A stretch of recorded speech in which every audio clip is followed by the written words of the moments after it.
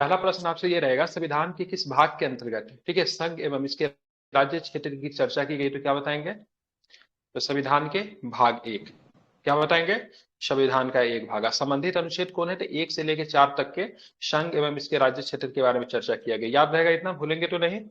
संविधान का भाग एक, ठीक है, और आर्टिकल्स की बात करेंगे तो एक से लेके चार तक, ठीक है। अब यहाँ पे देखेंगे, संविधान में बात करेंगे तो राज्य के बारे में क्या कहा गया? तो भारत जो है राज्यों का संघ है, ठीक है। अनुच्छेद एक में कहा गया है कि इंडिया यानी भारत बजाय राज्यों का समूह के राज्यों का संघ होगा, ठीक है। भारत जो है राज्यों का समूह नहीं है, भारत क्या है? राज्यों का संघ है। दूसरे शब्दों में कहते हैं तो भारत जो अविनाशी राज्यों का संघ है, ठीक है। मतलब भारत के राज्य अगर एक बार भारतीय संघ में जो शामिल हो गया, वो राज्य कभी भी किसी भी तरीके से, ठीक है, मतलब अलग नहीं हो सकता। एक शब्द में हम ये भी कह सकते हैं, भारतीय राज्य जो है समझौते का परिणाम नहीं है, ठीक है।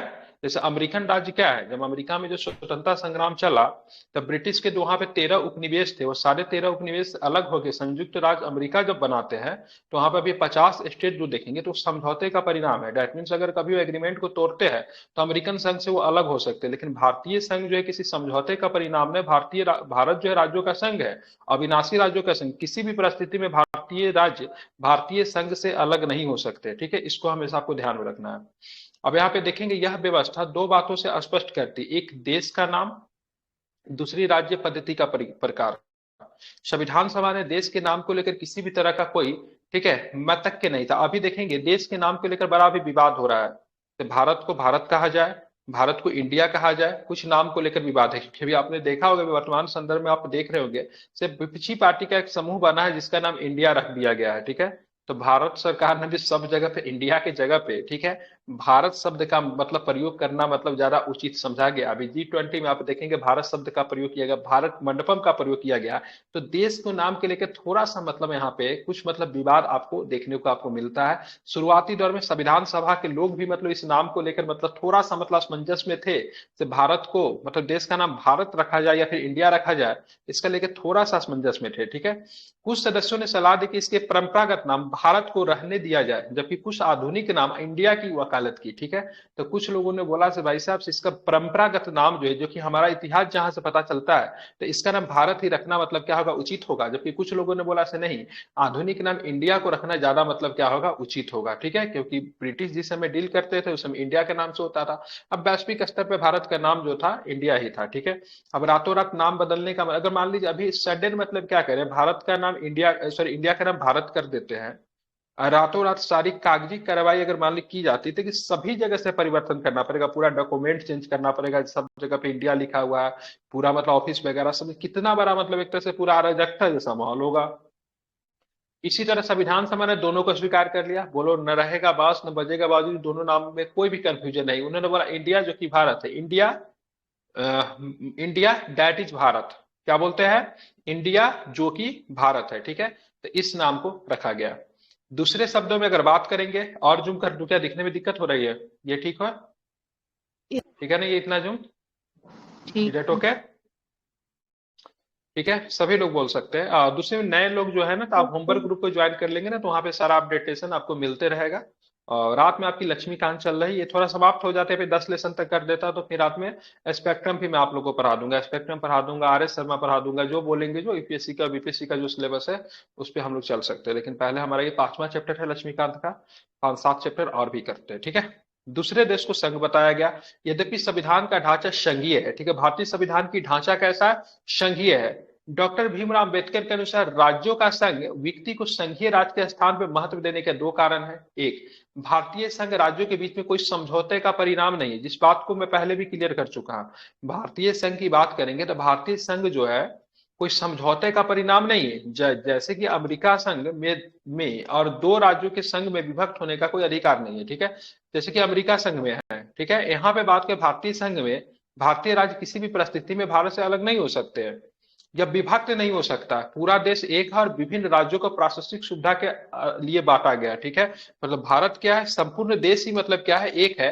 अब विभिन्न राज्यों को बांटा गया है, क्यों बांटा गया, तो उनके प्रशासनिक सुविधा के अनुसार बांटा गया है, ठीक है। अब अनुच्छेद एक में बात करें तो अनुच्छेद एक के अनुसार भारतीय क्षेत्र को 3 श्रेणियों में बांटा गया है। पहला क्षेत्र जो होता है राज्य के क्षेत्र, पहला क्षेत्र कौन सा होता है, राज्य क्षेत्र होता है, दूसरा क्षेत्र की बात करेंगे संघ क्षेत्र है, और तीसरा क्षेत्र क्या है, ऐसे क्षेत्र जिन्हें किसी भी समय भारत सरकार द्वारा अधिगृहित किया जा सकता है। ठीक है, तो भारतीय संघ की बात करेंगे तो भारतीय क्षेत्र को तीन भागों में बांटेंगे। पहला राज्य क्षेत्र। राज्य क्षेत्र आप लोग जानते हैं राज्य क्षेत्र में कितने मतलब सदस्य है, तो जानते हैं इसमें 28 राज्य आपको देखने को मिलता है ना। ठीक है, संघ क्षेत्र की बात करेंगे तो यहाँ पे कितना 28 + 8 है, और ऐसा कोई क्षेत्र जिसको किसी भी समय भारत सरकार द्वारा अधिगृहित कर किया जा सकता है, जैसे मिला लिया जा सकता है। ठीक है, तो इस आधार पर देखेंगे तो भारतीय क्षेत्र को बांटा गया है। ठीक है, देखिए राज्यों एवं संघ शासित राज्यों के नाम आप लोग जानते हैं, इन उनके क्षेत्र विस्तार को संविधान की पहली अनुसूची में दर्शाया गया है। इस वक्त बात करें तो भारत में 28 राज्य और 9 केंद्र शासित क्षेत्र नहीं, 8 केंद्र शासित प्रदेश से, ध्यान में इसको रखिएगा, ये पहले का थोड़ा डाटा है। और राज्यों के संदर्भ में संविधान में उपबंध की व्यवस्था सभी राज्यों पर समान रूप से लागू होती है। मतलब राज्यों के लिए जो संविधान में जो उपबंध जो दिया गया है, वो सारे उपबंध जो होते हैं सभी राज्यों पे समान रूप से अलग होते हैं। ऐसा नहीं कि बिहार के लिए अलग है और आंध्र प्रदेश के लिए अलग है, बिहार और आंध्र प्रदेश के लिए सभी के लिए मतलब क्या है, एक समान है। ठीक है, यद्यपि भाग कितना 21 के अंतर्गत कुछ राज्यों के लिए विशेष उपबंध दिए गए। आप देखिए कुछ राज्य जो है वो अन्य राज्य के कंपेयर में बात करेंगे तो पिछड़े रह गए हैं। ठीक है, तो इनको देखेंगे तो इनको मतलब कुछ मतलब विशेष उपबंध दिया गया ताकि ये भी मतलब अन्य राज्य के तरह समान पटल पे आ सके। इनमें से किस किस राज्यों को मतलब विशेष उपबंध दिया गया? महाराष्ट्र, गुजरात, नागालैंड, असम, मणिपुर, आंध्र प्रदेश, और बात करेंगे तेलंगाना, सिक्किम, मिजोरम, अरुणाचल प्रदेश, गोवा एवं कर्नाटक को विशेष उपबंध दिए गए। ठीक है, मतलब इनको विशेष राज्य का दर्जा दिया गया, कुछ कुछ विशेष फैसिलिटी इनको क्या किया गया, उपलब्ध करा दिया गया। इनके अतिरिक्त 5वीं एवं 6ठी अनुसूची के राज्यों के भीतर अनुसूचित एवं जनजातीय क्षेत्रों के प्रशासन के लिए विशेष उपबंध है। अब यहाँ पे देखें 5वीं और 6ठी सूची में मतलब कुछ राज्य है जहाँ पे जनजातियों की संख्या क्या है, अधिक है, वहां पे क्या है, जनजातियों की संख्या अधिक है, इसीलिए उनको मतलब विशेष उपबंध की आवश्यकता होती है। मतलब वहां पे प्रशासन शासन चलाने के लिए एक विशेष प्रकार का मतलब विशेषता मतलब किया गया है। ठीक है, व्यवस्था किया गया, सॉरी।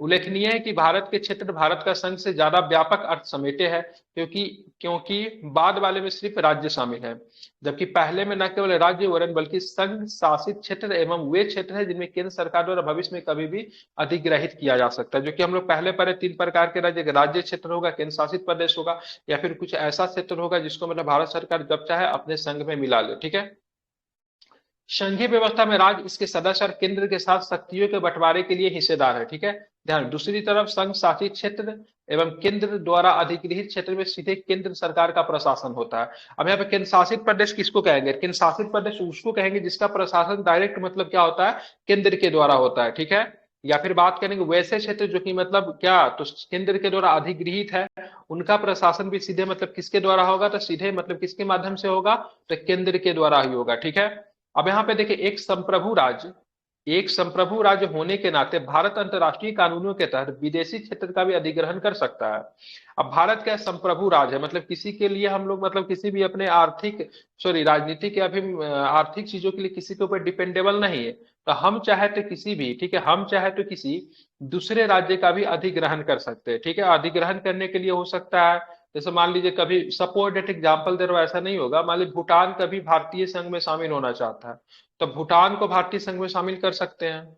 ठीक है, या फिर उदाहरण के लिए हस्तांतरण कर सकते हैं, जैसे संधि के अनुसार हो सकता है, खरीद हो सकता है, उपहार या फिर लीज के माध्यम से विदेशी राज्य भी भारतीय संघ में शामिल हो सकते हैं। व्यवसाय, जैसे अभी तक किसी मान्य शासक ने अधिग्रहित न किया हो। ठीक है, जीत या हार कर मतलब युद्ध के माध्यम से भी शामिल, जैसे हमने किसी से युद्ध किया और मतलब वहां का कुछ प्रदेश हमारे हिस्से आ गए। ठीक है, तो उस पर आधार पर भी भारतीय संघ में शामिल किया जा सकता है।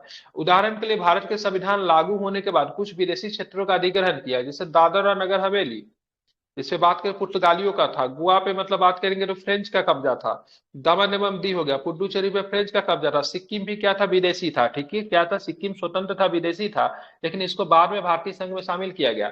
इन क्षेत्रों का अधिग्रहण के बाद वो आगे चर्चा की जाएगी। ठीक है, अब इन क्षेत्रों का अधिग्रहण किस प्रकार से किया गया उसके बारे में आगे हम लोग क्या करेंगे, चर्चा करेंगे। तो अनुच्छेद 1 में भारत को राज्यों का संघ बताया गया। अब आर्टिकल 2 में चलेंगे तो आर्टिकल 2 में संसद को एक शक्ति दी गई कि संसद विधि द्वारा ऐसे निबंधों और शर्तों पर जो ठीक समझे संघ में नए राज्यों का प्रवेश या उनकी स्थापना कर सकेगी। ठीक है, तो अनुच्छेद 2 में क्या है, तो संसद को यह शक्ति प्राप्त है कि संसद विधि द्वारा ऐसे निबंधनों और शर्तों पे जो वह ठीक समझे संघ में नए राज्यों का मतलब प्रवेश करके उनकी मतलब स्थापना कर सकेगी। ठीक है, और इस तरह का अनुच्छेद 2 की बात करेंगे तो संसदों को दो शक्तियां प्रदान करता है।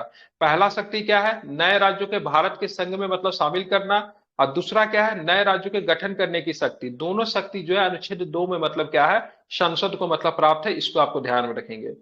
पहली शक्ति उन राज्यों के प्रवेश को लेकर जो पहले से अस्तित्व में है। ठीक है, पहली शक्ति क्या है, नए राज्यों के भारत संघ में शामिल कर रही थी, मतलब वैसे राज्य जो कि मतलब पहले से अस्तित्व में है उनको लेकर बात करेंगे पहली शक्ति। जबकि दूसरी शक्ति नए राज्यों के अस्तित्व में नहीं है, जो गठन को लेकर है, अर्थात अनुच्छेद 2 उन राज्यों को भारतीय संघ के हिस्से नहीं है कि प्रवेश एवं गठन से संबंधित है। ठीक है, तो मतलब अनुच्छेद 2 की बात करेंगे तो वैसे राज्य से संबंधित है जो कि भारत का कभी हिस्सा नहीं रहा, उसका प्रवेश करना, उसको गठन करना, उसको मतलब क्या करना है, उससे संबंधित जो है मतलब दूसरा वाला जो भाग है। मतलब अनुच्छेद 2 में दो तरह की बातें की गई है, नए राज्यों के गठन करने की शक्ति, और दूसरा पार्ट इसमें क्या है, नए राज्यों के भारत में संघ में शामिल करना, और दूसरा नए राज्यों की गठन करने की शक्ति। दोनों को दोनों अनुच्छेद 2 में है। ये सारा अधिकार किसके पास है, तो संसद के पास है। ठीक है, दूसरी अनुच्छेद 3 भारतीय संघ के नए राज्यों के निर्माण या फिर वर्तमान राज्यों में परिवर्तन से संबंधित है। ठीक है, दूसरी वाला बात करेंगे। ठीक है, अनुच्छेद 2 का दूसरा और अनुच्छेद 3 में बात करेंगे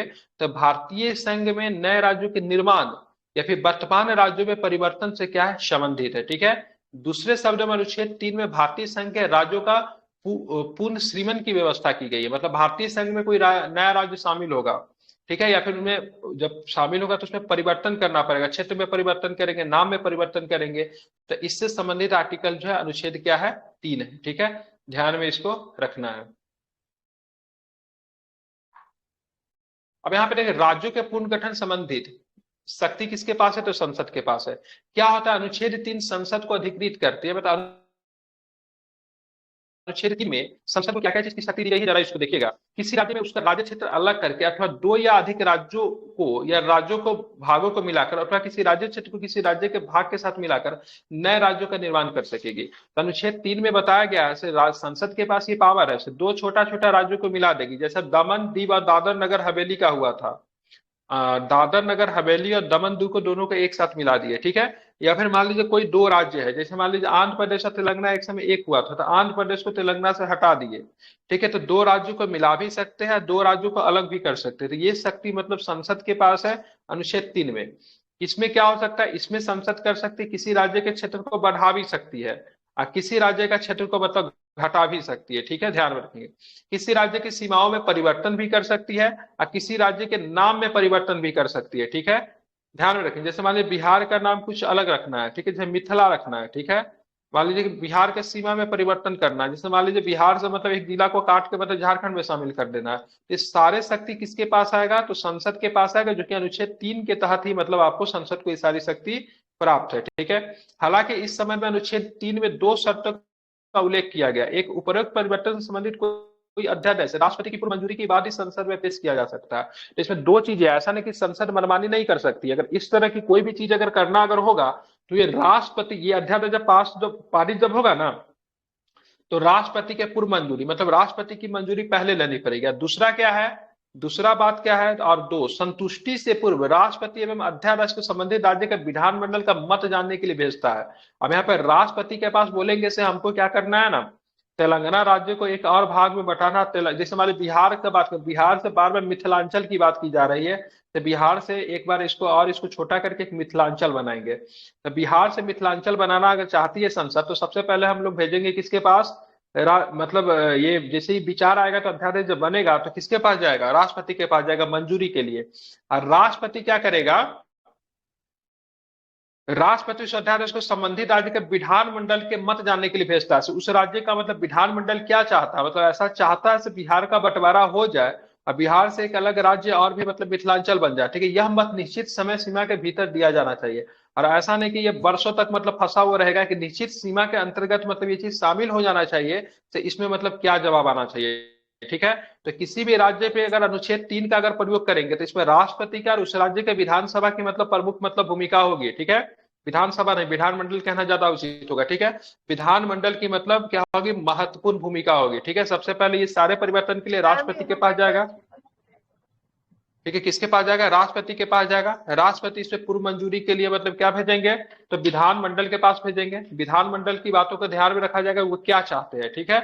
उसके बाद इन सारी चीजों को मतलब फॉलो किया जाएगा। इसके अतिरिक्त संसद की अन्य राज्यों का निर्माण करने की शक्ति में किसी राज्य या संघ क्षेत्र में किसी भाग को किसी अन्य राज्य या संघ क्षेत्र में मिलाकर अथवा अन्य राज्य संघ क्षेत्र में मिलाकर अथवा नए राज्य या संघ क्षेत्र का निर्माण सम्मिलित है। तो सारा पावर किसके पास दिया है? संसद के पास दिया है। राष्ट्रपति या संसद राज्य विधानमंडल के मत को मानने के लिए बाध्य नहीं है। अब जैसे मान लीजिए बिहार को बोलेगा ऐसे, मतलब मिथिलांचल में हमको राज्य विधानमंडल बोलेगा ऐसे नहीं, हमको नहीं कन्वर्ट करना है, ठीक है। तो ध्यान में रखेंगे, तो इसको मानने के लिए न तो मतलब राष्ट्रपति मतलब बाध्य है, और न तो इसे मानने के लिए केंद्र सरकार बाध्य है, ठीक है, मतलब संसद बाध्य है, ठीक है। उसे स्वीकार या अस्वीकार कर सकता है। विधानमंडल ने जो अपना संतुष्टि भेजा उसे या तो हम लोग संतुष्ट कर सकते, उसको हम लोग स्वीकार कर सकते हैं, या फिर हम उसको अस्वीकार ही कर सकते हैं। जैसे सपोज दैट समझ, जैसे मैंने एक बिहार का एग्जांपल लिया, बिहार से काट के हमको एक नया राज्य बनाना है, ठीक है। तो एक नया राज्य बनाना, तो इसके लिए विधानमंडल को राष्ट्रपति ने मतलब एक अपना वो भेजा, मंजूरी पत्र भेजा से आप इस पे क्या विचार रखते हैं। तो बिहार विधानमंडल ने बोला से नहीं नहीं, ये तो बहुत गलत होगा, बिहार का बंटवारा नहीं कर सकते, मिथिलांचल नहीं बनेगा। तो इस पे अगर राष्ट्रपति के पास जो भेजेगा अपना संतुष्टि पत्र, उसको राष्ट्रपति या फिर संसद उसको मानने के लिए मतलब बाध्य नहीं है। हाँ, उसने जो कंसीडर किया है उसको विचारणीय हो सकता है, लेकिन उसको अस्वीकार करने का पावर राष्ट्रपति के पास भी होगा, संसद के पास भी अस्वीकार या फिर स्वीकार करने का पावर होगा, ठीक है। इसको आपको ध्यान में रखना है। भले ही उसका मत समय पर आ गया हो, संशोधन संबंधी अध्यादेश के संसद में आने पर हर बार राज्य विधानमंडल के लिए नया संदर्भ बनाना जरूरी नहीं है, ठीक है, ध्यान में रखेंगे। तो हर बार ऐसा मतलब नया संदर्भ बनाना राज्य विधानमंडल के लिए आवश्यकता नहीं है संसद के पास। संघ क्षेत्र के मामले में संबंधित विधानमंडल से संदर्भ की कोई आवश्यकता नहीं होती है। अब जैसे संघ क्षेत्र की बात करेंगे, जैसे ये तो राज्य के बारे में तो बात किया ना, लेकिन तीन तरह के राज्य हम लोग पहले भारत में, एक तो हमारे पास राज्य है, एक हमारे पास केंद्र शासित प्रदेश है, या फिर वैसा क्षेत्र है जो कि डायरेक्ट मतलब भारत सरकार के द्वारा उपार्जित किया जा सकता है। तो संघ शासित क्षेत्र जो होगा, जो केंद्र शासित प्रदेश होंगे, तो ऐसा किसी भी परिवर्तन के लिए, नाम में परिवर्तन के लिए, फिर किसी भी चीज को करने के लिए वहां के विधानमंडल में नहीं भेजा जाएगा। दिल्ली में अगर हमको किसी भी प्रकार का परिवर्तन करना है, तो दिल्ली के विधानसभा को इस तरह की कोई भी चीज हमको भेजने की आवश्यकता नहीं होगी, क्योंकि दिल्ली क्या है, तो दिल्ली मतलब क्या है, केंद्र शासित प्रदेश है। केंद्र शासित प्रदेश का पूरा प्रशासन की बात करेंगे, कुछ मायनों को छोड़ देंगे, तो सीधे सीधे सेंट्रल गवर्नमेंट के द्वारा ही मतलब संचालित किया जाता है। संसद जब चीज समझे स्वयं कदम उठा सकती है, किसके संदर्भ में, तो केंद्र शासित प्रदेश के संदर्भ में, ठीक है। इस तरह यह स्पष्ट है कि संविधान संसद को यह अधिकार देता है कि वो नए राज्य बनाने, उसमें परिवर्तन करने, नाम बदलने या सीमा में परिवर्तन के संबंध में बिना राज्यों की अनुमति के कदम उठा सकती है। दूसरे शब्दों में संसद अपने दूसरे शब्दों में अगर बात करेंगे, तो संसद अपने अनुसार राज्य के राजनीतिक मानचित्र का पुनः निर्धारण कर सकती है। इस तरह संविधान द्वारा क्षेत्रीय एकता या राज्य के अस्तित्व को गारंटी नहीं दी गई है, ठीक है। आप बोलेंगे क्या संविधान के द्वारा क्षेत्रीय एकता या राज्य के अस्तित्व की गारंटी दी गई है? तो नहीं दी गई है, क्योंकि संसद के पास असीमित अधिकार है जो कि राज्य के क्षेत्र में नाम में परिवर्तन कर सकती है, ठीक है। इसीलिए संविधान के द्वारा क्षेत्रीय एकता या फिर राज्य के अस्तित्व की गारंटी नहीं दी गई। राज्य का अस्तित्व करने का मतलब क्या, आपके जरूरी है कि बिहार का क्षेत्रफल की बात 94,163 वर्ग किलोमीटर है, तो संविधान कभी ये गारंटी नहीं दे सकते बिहार का क्षेत्रफल हमेशा इतना ही रहेगा। बढ़ भी सकता है, कम भी सकता है। झारखंड को अलग कर दिया, क्षेत्रफल बढ़ हो गया, बढ़ गया। हो सकता है भविष्य में राज्य बोले से नहीं, झारखंड का ये जिला जो है बिहार से मतलब संबंधित, इसको जोड़ दो उसमें, तो क्षेत्र बढ़ जाएगा। क्षेत्रीय एकता का भी मतलब गारंटी संविधान के द्वारा नहीं दे सकती है, ठीक है, बिल्कुल नहीं दे सकती। बात भारत बिहार में संथालों की संख्या पाई जाती है, झारखंड में भी संथाल की संख्या पाई जाती है, तो ये क्लेम नहीं कर सकते हैं तो सारा संथाल को एक ही राज्य में रखो, ठीक है। क्षेत्रीय एकता की भावना का मतलब विकास करने की बात हुई, तो ऐसा कोई भी गारंटी नहीं दिया गया, ठीक है। इस तरह भारत को सही कहा गया है कि विभक्त राज्यों का अविभाज्य संघ है, ठीक है, विभक्त राज्यों का अविभाज्य संघ है। राज्य तो विभक्त हो सकते हैं, लेकिन संघ विभक्त नहीं हो सकता, क्योंकि संघ क्या है, अविभाज्य है, ठीक है, ध्यान में रखेंगे। संघ राज्य सरकार को समाप्त कर सकती है, संघ राज्य सरकार को समाप्त कर सकती है, ठीक है। मतलब जब भी संघ चाहे संसद चाहे तो वहां पर राज्य सरकार को समाप्त कर सकती है। इसके लिए आर्टिकल 356 का प्रावधान किया गया, जबकि राज्य सरकार संघ को समाप्त नहीं कर सकती है। मतलब राज्य सरकार कभी भी चाहे भारतीय संघ को समाप्त करना तो कभी भी समाप्त नहीं हो सकती, जबकि संघ सरकार अगर चाहे तो भारतीय संघ को मतलब क्या करेगी, सॉरी, संघ सरकार अगर चाहे तो राज्य के सरकार को समाप्त कर सकती है। दूसरी तरफ क्षेत्रीय एकता या राज्यों के अस्तित्व को संविधान द्वारा गारंटी दी गई कहां पे, अमेरिका में। अमेरिका में क्षेत्रीय एकता को राज्यों का अस्तित्व की संविधान के द्वारा गारंटी दे दी गई है। ठीक है, ध्यान में रखेंगे। अमेरिकी संघीय सरकार नए राज्यों या निर्माण या उनकी सीमाओं में परिवर्तन बिना संबंधित राज्यों की अनुमति से नहीं कर सकती है, क्योंकि मैंने क्या बताया, अमेरिका में जो राज्य जो है वो मतलब क्या है, तो एक तरह से मतलब एक एग्रीमेंट का परिणाम है, समझौता का परिणाम है। तो इसीलिए राज्यों का सीमा में परिवर्तन जब भी करना पड़ेगा तो वहां के सीनेट या फिर वहां की कांग्रेस, वहां का मतलब क्या संसद है, वो बिना राज्य की अनुमति का मतलब परिवर्तन नहीं कर सकती है। इसीलिए अमेरिका को अविभाज्य राज्यों का अविभाज्य संघ कहते हैं, मतलब वहां पर राज्य भी अविभाज्य है, संघ भी अविभाज्य है। जबकि भारत में क्या है, राज्य अविभाज्य है, जबकि संघ जो है अविभाज्य नहीं है। समझ में आ रहा है कि नहीं समझ में आ रहा है, कि टफ हो जा रहा है?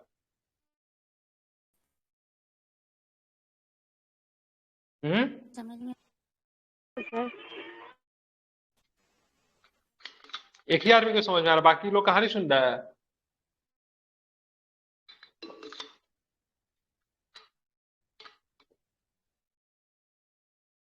इस लाइन को समझ गए? सर क्लियर है। ठीक, इसीलिए हम टफ चीज पढ़ाना नहीं चाहते। ठीक है, मतलब इतना ना शांति हो जाती है, उससे अच्छा ऑब्जेक्टिविटी के साथ सब लोग सुनते हैं। क्वालिटी एजुकेशन जो देना चाहते हैं, लोगों की संख्या भी घट जाती है, और शायद क्या पता समझ में नहीं आता क्या दिक्कत है। लक्ष्मीकांत पढ़ना सबको है, सब चाहता है लक्ष्मीकांत स्पेक्ट्रम सब कुछ हम पढ़ ले, लेकिन उसके लिए डेडिकेशन, उसके लिए जो चीज है वो किसी को नहीं देना है, तो फिर नॉलेज कैसे बढ़ेगी? नहीं बढ़ेगी ना नॉलेज। चलिए। थोड़ा फास्ट हो जा रहा है सर। क्या? थोड़ा फास्ट हो जा रहा है। हाँ, तो बोलिएगा, जहाँ पे नहीं समझ में आएगा आई विल एक्सप्लेन दैट। ठीक है, मैं समझा दूंगा। आप चलेंगे संविधान 4। दिक्कत, अब देखिए संविधान का अनुच्छेद 4 में चलेंगे, तो इसमें क्या है, तो स्वयं ये घोषित किया गया है कि नए राज्यों का प्रवेश या गठन अनुच्छेद 2 के अंतर्गत, नए राज्यों के निर्माण, सीमाओं, क्षेत्रों और नामों में परिवर्तन अनुच्छेद 3 के अंतर्गत को संविधान के अनुच्छेद 368 के संशोधित नहीं माना। ये बहुत इंपॉर्टेंट है। नए राज्यों के नामों में परिवर्तन, नए राज्यों की सीमाओं, क्षेत्र, नामों में परिवर्तन, फिर नए राज्यों का निर्माण किस आर्टिकल्स के तहत होगा, तो ये 368 के तहत ये संशोधन नहीं होता है। ठीक है, समझिए, ध्यान में रखिए, ये पीटी में बहुत बार पूछा है। क्या 368 का प्रयोग करके संशोधन कर सकते हैं? नए राज्यों के नामों में परिवर्तन, नए राज्यों का मतलब भारतीय संघ में शामिल, तो यहाँ पे 368 का प्रयोग नहीं होता है। ठीक है, ध्यान में रखेंगे। तो कौन से प्रक्रिया के तहत संशोधन होगा, तो इस तरह के कानून का सामान्य बहुमत और साधारण विधायी प्रक्रिया के जरिए पारित किया जाता है। तो 368 संशोधन के लिए प्रयोग नहीं होगा, क्या होगा, तो सामान्य बहुमत या फिर साधारण बहुमत का प्रयोग कर सकते हैं। ठीक है। क्या संसद को यह भी अधिकार है कि वे किसी राज्य क्षेत्र को समाप्त करके अनुच्छेद 3 के अंतर्गत भारतीय क्षेत्र या किसी अन्य देश को दे सकती है? ठीक है, मतलब क्या संसद को यह अधिकार है, जैसे बिहार क्या नेपाल के साथ बॉर्डर बनाती है, तो बिहार के प्रशासन को पूरी तरीके से संसद समाप्त करके बोले नहीं, आज से बिहार जो और नेपाल में आपकी चला जाएगा, आवाज ऐसा? कट रही है। सभी लोगों को कट रहा है मेरा आवाज? नहीं। सभी लोगों को नहीं ना कट रहा, और भी लोग जवाब दीजिएगा। नहीं कट रहा है सर, आ रहा है आ रहा है। नहीं सर ठीक। और आप क्या नाम है, श्रेया, एक बार आप कट कर आ जाओ। ठीक है, तो यहाँ पे एक प्रश्न मतलब बनता है, से क्या मतलब भारतीय राज्य को, ठीक है, भारतीय राज्य को किसी दूसरे देश को दिया जा सकता है? वे भारतीय राज्य को पूरी तरह से समाप्त किया जा सकता है, ये अधिकार संसद के पास है कि नहीं है? मतलब संसद के पास ये अधिकार तो है, से भारतीय राज्य में प्रशासन को समाप्त कर सकता है 356 के लगा के, या फिर 356 है, 365 भी है, प्रशासन को, या फिर भारतीय भारतीय राज्य को किसी दूसरे भारतीय राज्य में मिला सकते हैं, या फिर भारतीय राज्य को दो राज्यों में बांट सकते हैं, लेकिन क्या किसी दूसरे देश को दे सकते हैं? यह प्रश्न उच्चतम न्यायालय के सामने तब आया जब 1960 में राष्ट्रपति द्वारा एक संदर्भ के जरिए उससे इस बारे में पूछा गया। केंद्र सरकार ने एक निर्णय की बेरुबारी संघ, ये ध्यान में समझ, अभी मोदी जी इसको सॉर्ट आउट कर दिए, लेकिन बहुत दिन से फंसा हुआ था। 1960 में राष्ट्रपति द्वारा एक संदर्भ के जरिए उससे इस बारे में पूछा गया। केंद्र सरकार ने एक निर्णय की कि बेरुबारी संघ पश्चिम बंगाल पर पाकिस्तान का नेतृत्व हो, राजनीतिक विद्रोह और विवाद को जन्म दिया। अब यहाँ पे देखें, बेरुबारी संघ वाला कौन सा, जब बांग्लादेश के साथ हम लोग भूमि हस्तांतरण जो करते हैं, वही बेरुबारी संघ वाला मैटर था, जो कि मोदी जी ने आके इसे मतलब क्या किया था, मोदी जी ने आके इसे सल्टा दिया है। तो यहाँ पे केंद्र सरकार ने एक नेतृत्व किया, से बेरुबारी संघ जो है पश्चिम बंगाल का एक छोटा सा जगह था, उसको मतलब पाकिस्तान को दे दिया जाना चाहिए। ठीक है, उस समय बांग्लादेश नहीं बना था, उस समय पाकिस्तान ही था। ठीक है, ध्यान में रखेंगे। जिस कारण राष्ट्रपति ने संदर्भ लिया। उच्चतम न्यायालय ने कहा कि संसद की शक्ति राज्यों की सीमा समाप्त करने की है, अनुच्छेद 3 के अंतर्गत, भारतीय क्षेत्र को अन्य देशों को देने की नहीं है। मतलब बोल दिया भाई साहब, संसद को ये पावर है कि अनुच्छेद 3 के तहत, ठीक है, राज्यों की सीमा समाप्त करने की है, ठीक है, ध्यान में रखेंगे, ठीक है, जबकि भारतीय क्षेत्र को अन्य देश को देने की उनकी शक्ति नहीं है। यह कार्य अनुच्छेद 368 में ही संशोधन कर दिया जा सकता है। इस तरह 9वें संविधान संशोधन अधिनियम 1960 के प्रभावी होने पर उस वक्त पाकिस्तान को हस्तांतरित कर दिया गया, ठीक है, ध्यान में रखेंगे। दूसरी तरफ 1969 में उच्चतम न्यायालय ने व्यवस्था की कि भारत और अन्य देश के बीच सीमा निर्धारण विवाद को हल करने के लिए संवैधानिक संशोधन की जरूरत नहीं है। यह कार्य कार्यपालिका द्वारा किया जा सकता है। इसमें भारतीय क्षेत्र को विदेश को सौंपना शामिल नहीं है, ठीक है। तो ध्यान रखें, भारतीय क्षेत्र को विदेश को नहीं सौंपा जा सकता था, तो उसी को लेकर यहाँ पे था। यही क्लियर करने के लिए 100वां संविधान संशोधन किया गया था, जो कि बांग्लादेश के साथ मतलब क्षेत्रों का मतलब आदान प्रदान शामिल था, ठीक है, ध्यान में रखेंगे। अब यहाँ पे क्या हुआ, तो 100वां संविधान संशोधन अधिनियम 2015 को किया गया, को इसीलिए अधिनियमित किया कि भारत द्वारा कुछ विभाग को अधिग्रहण किया गया, जबकि कुछ अन्य भूभाग को बांग्लादेश को हस्तांतरित कर दिया गया। अब यहाँ पे मतलब ये बात तो कही गई, इसे भारतीय संघ का कोई भी हिस्सा किसी दूसरे देशों को नहीं दिया जा सकता, लेकिन बांग्लादेश को हम लोगों ने केवल भूमि ही नहीं दिया, उससे हम लोगों ने कुछ भूमि को लिया भी। मतलब कुछ भूमि को उनको दिया और कुछ भूमि को हम लोगों ने मतलब क्या किया, लिया। इसलिए बोलते हैं भूभाग को हस्तांतरण किया गया। उस समझौते के तहत भारत और बांग्लादेश की सरकारों के बीच इस लेन देन को भारत ने 111 विदेशी अंतर क्षेत्र इनक्लेव को बांग्लादेश को हस्तांतरित कर दिया गया, जबकि बांग्लादेश ने 51 अंतर क्षेत्रों के भारत को हस्तांतरित किया। तो हमने उनको 111 विदेशी अंतर क्षेत्रों को दिया और उन्होंने हमको 51 को दिया।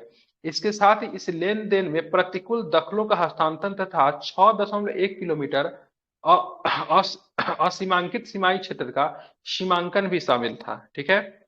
इन 3 उद्देश्य के लिए संशोधन ने 4 राज्यों असम, पश्चिम बंगाल, मेघालय और त्रिपुरा के भूभाग से जुड़े, ठीक है, पहली अनुसूची के प्रावधानों को भी संशोधित कर दिया। इस संशोधन की निम्नलिखित पृष्ठभूमि है, ठीक है। तो बांग्लादेश के साथ हमारा जो संशोधन हुआ, इससे संबंधित आर्टिकल संविधान संशोधन 100 नंबर का पूरा था। 111 क्षेत्र मतलब छोटा छोटा क्षेत्र था, जो कि मतलब टेढ़ा मेढ़ा था, कुछ बांग्लादेश में पड़ जाता था, कुछ इधर पर विवादित कारण उसको सीधा कर दिया गया, ठीक है। तो टोटल 111 विदेशी अंतर क्षेत्र को मतलब बांग्लादेश को हस्तांतरित किया गया, जबकि बांग्लादेश ने 51 अंतर क्षेत्र को भारत को किया, ठीक है। 6 किलोमीटर का असीमांकित सीमाई क्षेत्र का भी सीमांकन भी शामिल था, ठीक है, जिसमें असम था, पश्चिम बंगाल था, मेघालय था, त्रिपुरा था, ठीक है। इस भूभाग से जुड़े पहली अनुसूची के प्रावधानों को भी संशोधित कर दिया गया। इस संशोधन से निम्नलिखित पृष्ठभूमि शामिल है, देखेंगे क्या क्या है, इसको देख लेते हैं। भारत और बांग्लादेश की लगभग बात करेंगे 4096.60 किलोमीटर की लंबी साझी जमीनी सीमा है। भारत पूर्वी पाकिस्तान जमीनी सीमा का निर्धारण 1947 में रेड क्लिफ अवार्ड के अनुसार हुआ था। विवाद रेड क्लिफ अवार्ड के कुछ प्रावधानों के लेकर हुआ था, जिसका समाधान 1950 में, ठीक है, बक्से अवार्ड के अनुसार किया जाना था। पुनः एक कोशिश इन विवादों के मध्य मतलब समाधान के लिए 1958 में नेहरू नून समझौते की गई, ठीक है, नेहरू नून समझौते की गई। लेकिन हालांकि एक विवाद आ गया, जिसको बेरुबारी वाला, जो कि हम लोग पीछे पर है, बेरुबारिन यूनियन के विभाजन को सर्वोच्च न्यायालय में चुनौती दी गई कि भाई क्यों कर रहे हो। सर्वोच्च न्यायालय के निर्णय के अनुपालन में संविधान का 9वां संशोधन अधिनियम 1960 पारित किया गया। लगातार मुकदमेबाजी तथा अन्य राजनीतिक घटनाक्रमों के चलते यह अधिनियम अधिसूचित नहीं किया जा सका, मतलब नहीं हो पाया। भूतपूर्व पूर्वी पाकिस्तान वर्तमान बांग्लादेश के भूभागों को लेकर मतलब हुआ था बेरुबारी संघ वाला 1960 में। 16 मई 1974 को भारत बांग्लादेश की जमीनी सीमा के सीमांकन एवं संबंधित मामलों के लिए दोनों देशों का समझौता हुआ, ताकि इस जटिल मुद्दे को हल किया जा सके। इस समझौतों की भी अभी पुष्टि नहीं की जा सकी, क्योंकि जमीन के हस्तांतरण का मामला था, जिसके लिए संविधान संशोधन की जरूरत थी। इस संबंध में जमीन पर उस क्षेत्र के विशेष चिन्हित करने की जरूरत थी, जिसे हस्तांतरित किया गया था। इसके पश्चात असीमांकित जमीनी सीमा, प्रतिकूल कब्जे वाले भूभाग तथा अंतर क्षेत्रों के आदान प्रदान को विभाजित कर, ठीक है, 6 दिसंबर 2011 को एक प्रोटोकॉल पर दस्तखत करके इस मुद्दे को हल करने का प्रयास किया गया। और भारत बांग्लादेश के बीच जमीनी सीमा समझौता 1974 का अभिन्न हिस्सा है। इस प्रोटोकॉल को असम 3 राज्य इसमें शामिल है, ठीक है। कौन कौन सा 3 राज्य है? तो असम, मेघालय, त्रिपुरा और पश्चिम बंगाल है। राज्य सरकारों के सहयोग एवं सहमति को तैयार किया गया। ठीक है, तो यही मतलब विवाद का कारण हुआ था, जिसको भारत सरकार को अधिकार नहीं था। हाल फिलहाल में मतलब क्या किया गया, तो 100वां संविधान संशोधन किया गया और दोनों राज्यों ने मतलब भूमि को बंटवारा कर लिया। ठीक है, कल हम लोग पढ़ेंगे केंद्र शासित प्रदेशों एवं राज्यों का उद्भव पढ़ेंगे। इसमें देशी रियासतों का एकीकरण शामिल है, इसमें इससे प्रश्न काफी बनता है। देशी रियासतों के एकीकरण में देखेंगे कौन सा कब बना। ठीक है, जैसे आप देखोगे, एक मिनट, बिहार शुरू में 14 का राज्य था। ठीक है, भाग क के राज्य देखेंगे, पूछा जाता है बिहार किस में था। ए वाला में बिहार था, इसमें 9 गो राज्य था। भाग ख में देखेंगे, भाग ग में देखेंगे, भाग घ में देखेंगे। ठीक है, ये पूछता है भाग घ में कौन सा राज्य था, तो अकेला राज्य अंडमान निकोबार द्वीप समूह था। ए बी सी डी बनाया गया था। ठीक है, ए बी सी डी चारों कैटेगरी बना था, तो बिहार कैटेगरी ए में था। ठीक है, इसको हम लोग समझेंगे कल। टोटल मतलब शुरू में 14 गो राज्य, 6 गो केंद्र शासित प्रदेश। 1956 में राज्य पुनर्गठन आयोग आया था, उसमें 14 राज्य और 6 केंद्र शासित प्रदेश की बात की गई थी। ठीक है, तो कल के क्लास में हम लोग इसको देखेंगे और आप लोग इसको पढ़ के आया करें तो समझ में आएगा, नहीं तो फिर